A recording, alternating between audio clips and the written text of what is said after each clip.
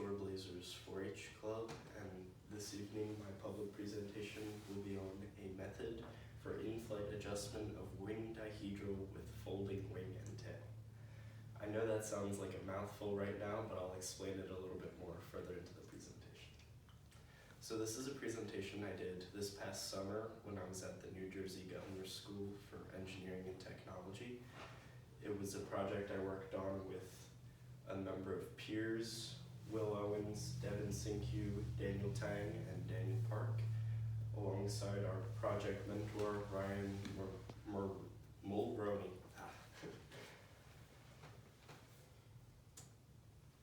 So first I'm gonna tell you a bit of background about how we came up with this project idea. So the problem we wanted to solve was how when planes fly, the geometry of the wing affects their performance in the air. So depending on the angle of the wings can really affect the performance of the plane. Greater angle provides more stability, while a reduced angle provides more maneuverability and efficiency. So we wanted to solve that problem by optimizing the angle of the wing on a situational basis in flight. And as a secondary goal, we wanted to improve the storage footprint of the aircraft so it can fit in aircraft carriers. So as I previously stated, the dihedral is the angle of the wing. So with more stability, as you can see here, with more angle, it provides more stability. In the picture, you can see the arrows pointing upward as the air pressure, as the plane would want to tilt to the side. Because the wings are pointed upward, it provides a correctional force to regain its stable flying level. But more of a flat wing structure, like is pictured below, doesn't have that correctional force and can allow the plane to enter into a side slip, which is when it slides out of the air. So we had a number of goals coming into this project.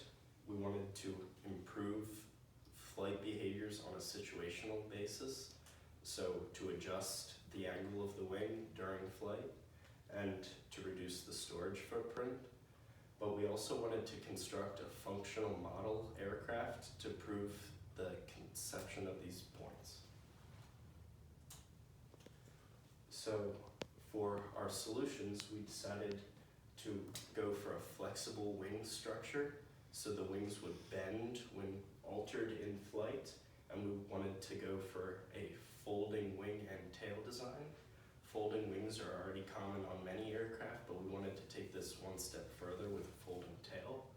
And the bending wings are the truly unique aspect of this project. Next, I'm going to talk a bit about the design. After quite a bit of consideration and computer testing, we decided to use the NACA 2412 airfoil as pictured here. This is a popular choice of airfoil for model aircraft because of the flight advantages it has at lower velocities of speed. As you can see here, we have a graph of the coefficient of lift to the coefficient of drag, and at around between 5 and 10 miles per hour, it's at its optimal, so it provides the most lift with least amount of drag. So here's a computer-generated model of the aircraft we were going to build, and what you can see here are the wings, and in the middle is a winch used to provide the flex for the wings. So this would pull on high torque fishing wire to bend the wings inward to increase the angle, and could be released to lower the angle. You can see the springs, or the hinges in the picture there, but those weren't really used to provide the bend. That was more so for the folding wing aspect. They were locked in place during flight. As I mentioned before, the winch system operates most of the components of this aircraft. It provides a dual purpose for not only bending the wings during flight, but also for providing the force to fold the wings when they're landed and unlocked. But the folding tail required a separate winch system, which we didn't quite get to in the month we had allotted to construct this, but we still had it functioning as a proof of concept. Here you can see what our aircraft would look like with its wings folded and tail folded. And here you can see a bit of our locking mechanism.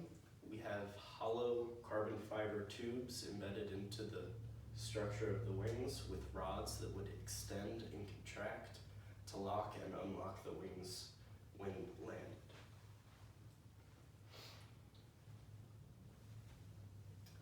Here's a short video of the assembly of our aircraft. You can see the wings bending, the servos coming off. Here's our tail piece being removed. Here's our motor and propeller components. Then you can see the rest of our pieces individually spaced out.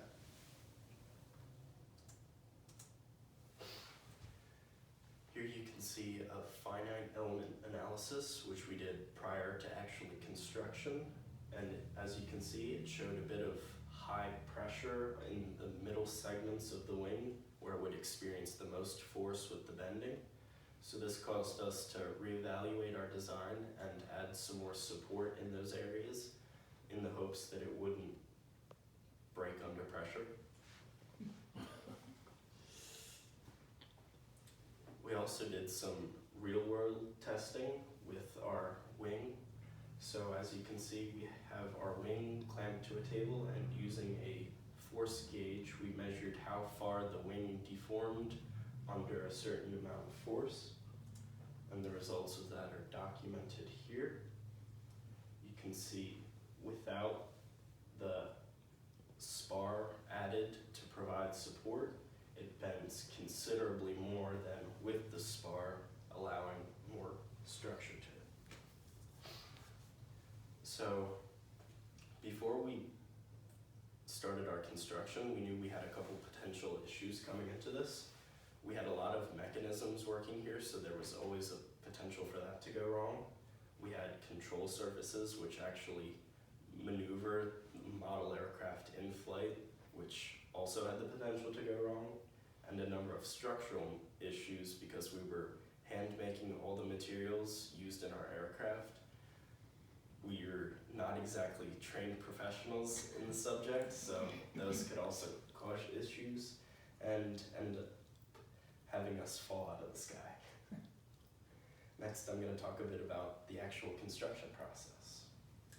As you can see in this first picture here, we used insulation foam to make our wings out of. We used wooden cutouts in the airfoil shape and a hot wire cutter to get the desired shape we wanted. Then over here you can see us attaching our control surfaces with servos attached to piano wire and control horns to make the control surfaces move up and down based on the remote control. Here you can see our locking mechanism, it consisted of a servo with fishing wire connected to carbon fiber poles, which pulled in and out based on if we were landed and if we wanted the wings to fold. And here you can see our main winch system, which was 2 continuous rotational servos put end to end, spinning in opposite directions to wind up the fishing wire when we wanted the wings to bend. Then we go into the electronics of the project.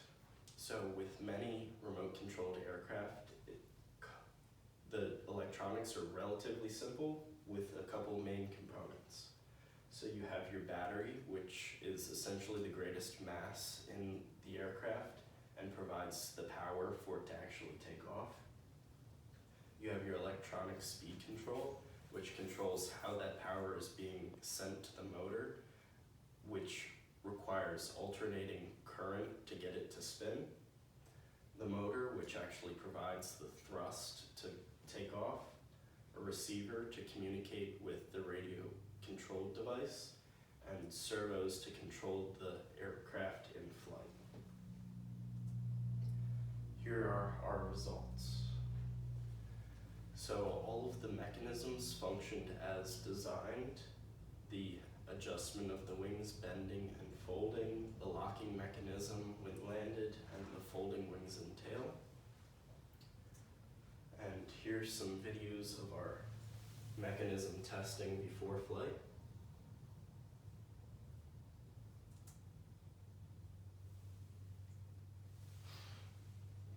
This is the bending of our wings in flight. As you can see, you get quite a dramatic change in angle of wing structure. Here's our locking mechanism at work. As you can see, when the servo is released, it allows the rubber bands to pull on the carbon fiber rods, pulling them into locking position. And when it's turned on, it pulls them back against the rubber bands, unlocking the wings. Here's a video of our wings actually folding up when the mechanism is unlocked.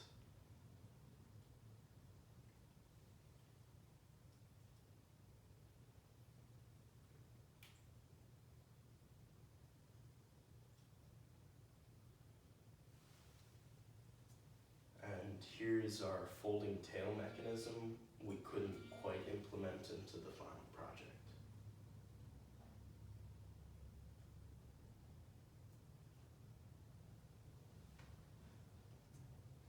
Here's when we actually took it out to fly.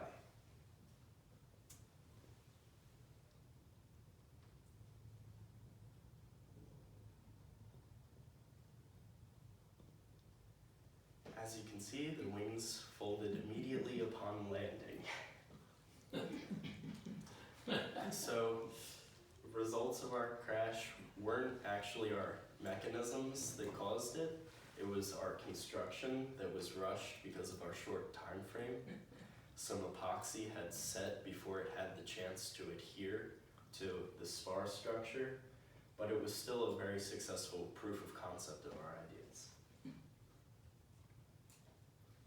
So in the future, we'd like to expand upon these capabilities and work with materials that wouldn't provide us as much issue actually in flight, but on full-sized aircraft, we'd want to do a little bit more research on what materials we could use to implement the same structure of design into a larger scale. These are the people that made this project possible. Our project mentor, Ryan Mulroney, our test pilot on our flight day, Robert Panko, our research coordinator, head counselor, program directors, Rutgers University, who sponsored the governor's school program, State of New Jersey, and corporate sponsors. These are my references. Are there any questions? Will you be going next year, do you think, for this, or again, for the program that you just did? It's just for students who are finishing their junior year.